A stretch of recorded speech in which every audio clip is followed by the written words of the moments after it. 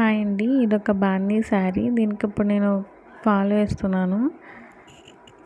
అయితే దీనికి ఫాల్ వేసేటప్పుడు చాలా ట్రిక్కీగా అనిపించింది. ఇది ఫ్రంట్ ఏదో, బ్యాక్ ఏదో, అంటే ఒరిజినల్ ఏదో, డూప్లికేట్ ఏదో అన్నట్టు ఎలా తిరగల మరగల తెలియలేదు.